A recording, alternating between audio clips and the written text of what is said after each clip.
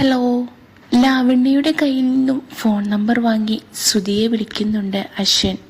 Number കണ്ട് ശ്രുതി അച്ഛനാണെന്ന് വിചാരിച്ച് സംസാരിക്കുന്നുണ്ട്. ഇത് കേട്ട് അമ്മായി വന്ന് ശ്രുതിയെ വഴക്കും പറയുന്നു. ഏത് നമ്പറാന്ന് കരുതി നീ ഇങ്ങനെ സംസാരിക്കുന്നത്, ആരാ എന്ന് ചോദിക്ക് എന്നിങ്ങനെ അമ്മായി പറയുമ്പോൾ ശ്രുതി പറയുന്നുണ്ട്, ഇതേതോ നമ്പറാണ് അമ്മായി, ഞാൻ സംസാരിക്കട്ടെ എന്ന് പറയുന്നുണ്ട്. അങ്ങനെ അശ്വിൻ പറയുന്നുണ്ട്, നിന്റെ ബ്ലേ സംസാരം മതി, ഞാൻ അശ്വിൻ സായിറാമാണ് എന്നിങ്ങനെ പറയുമ്പോൾ ശ്രുതി ഞെട്ടി നിൽക്കുകയാണ്. ശ്രുതിയോട് പറയുന്നുണ്ട്, എനിക്ക് കുറച്ച് കാര്യങ്ങൾ ടൈപ്പ് ചെയ്തു തരണം, ഇന്ന് തന്നെ ഞാനൊരു ടൈപ്പ് റൈറ്റർ കൊടുത്തയക്കാം എന്നിങ്ങനെ ശ്രുതിയോട് പറയുന്നുണ്ട്. അങ്ങനെ അശ്വിൻ തുരുമ്പിച്ച ഒരു ടൈപ്പ് റൈറ്റർ ശ്രുതിക്ക് കൊടുത്തയക്കുന്നുണ്ട്. അങ്ങനെ അശ്വിൻ മനസ്സിൽ കരുതുന്നുണ്ട്, ഈ പ്രാവശ്യം എൻ്റെ കയ്യിൽ നീ രക്ഷപ്പെടില്ല എന്നൊക്കെ ഇങ്ങനെ അശ്വിൻ മനസ്സിൽ വിചാരിക്കുന്നുമുണ്ട്.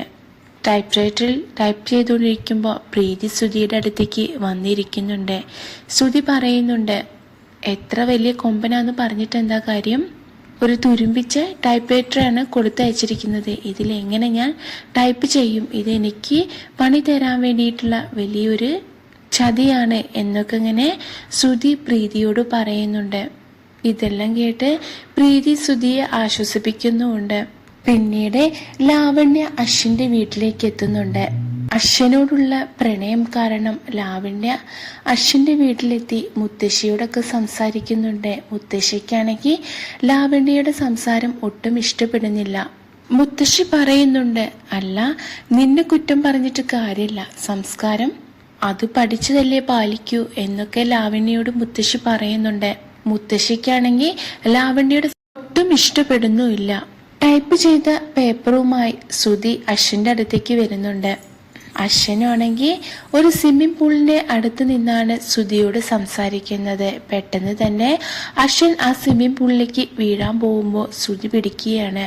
അശ്വിനാണെങ്കിൽ പെട്ടെന്ന് തന്നെ പേടിച്ച് ശ്രുതിയാണെങ്കിൽ പിടിക്കുന്നുമുണ്ട്. അങ്ങനെ പരസ്പരം രണ്ടുപേരും അങ്ങോട്ടും ഇങ്ങോട്ടും നോക്കി നിൽക്കുന്നുമുണ്ട്. പഠിച്ച പണി 18 നോക്കിയിട്ടും ശ്രുതിയെ പുറത്താക്കാൻ അശ്വിന് കഴിയുന്നില്ല. ക്യാബിനുള്ളിലേക്ക് അശ്വിനെ കാണാൻ വരുന്ന ശ്രുതിയോട് അശ്വിൻ പറയുന്നുണ്ട്, നിന്റെ മുഖം എപ്പോ കാണുന്നോ അന്നത്തെ ദിവസം സ്പോയിലാവും എന്നിങ്ങനെ അശ്വിൻ പറയുമ്പോൾ ശ്രുതിക്ക് ഒരുപാട് വിഷമക്കാവുന്നുണ്ട്. സങ്കടപ്പെട്ട് നിൽക്കുന്ന ശ്രുതിയെയാണ് കാണിക്കുന്നത്. എങ്ങനെ അശ്വിൻ ശ്രുതിയെ ഗെറ്റ് ഔട്ട് അടിക്കുകയാണ്. അശ്വിന്റെ ഓരോ വാക്കുകളും ശ്രുതിയെ ഒരുപാട് വിഷമിപ്പിക്കുന്നുമുണ്ട്. പെട്ടെന്ന് തന്നെ ശ്രുതി ഒരു റൂമിൽ അകപ്പെടുകയാണ്. ശ്രുതി ആകെ പേടിച്ച് ഭയപ്പെട്ട് ശ്രുതി വാതിലിലൊക്കെ അടിച്ചു പറയുന്നുണ്ട്, ഒന്ന് തുറക്കുവോ, എന്നെ ഒന്ന് രക്ഷിക്കുവോ എന്നൊക്കെ ശ്രുതി പറയുമ്പോഴും അശ്വിൻ ഇത് കേട്ട് അവിടെ നിൽക്കുന്നുമുണ്ട്. പേടിച്ച് നിൽക്കുന്ന ശ്രുതിയാണ് കാണിക്കുന്നത്.